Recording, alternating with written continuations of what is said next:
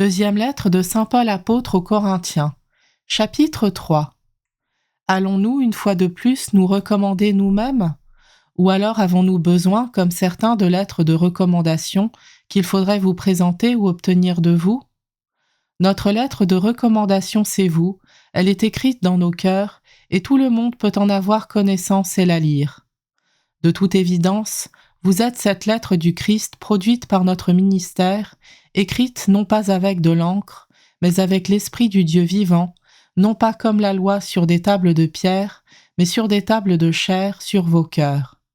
Et si nous avons une telle confiance en Dieu par le Christ, ce n'est pas à cause d'une capacité personnelle que nous pourrions nous attribuer, notre capacité vient de Dieu.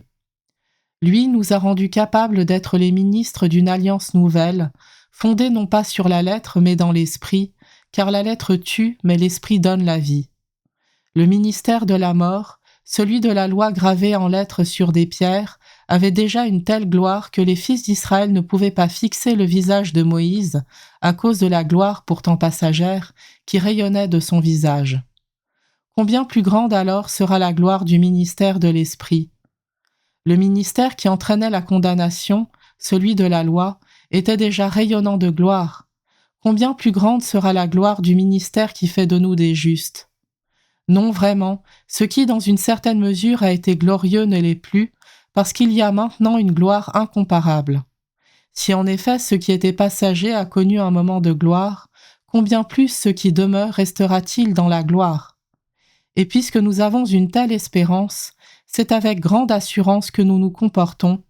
Nous ne sommes pas comme Moïse qui mettait un voile sur son visage pour empêcher les fils d'Israël de voir la fin de ce rayonnement passager.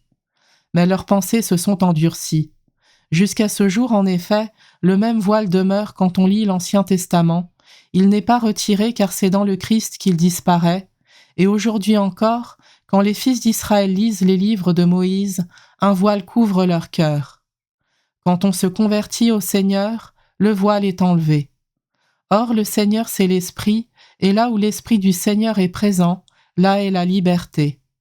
Et nous tous qui n'avons pas de voile sur le visage, nous reflétons la gloire du Seigneur, et nous sommes transformés en son image avec une gloire de plus en plus grande par l'action du Seigneur qui est Esprit.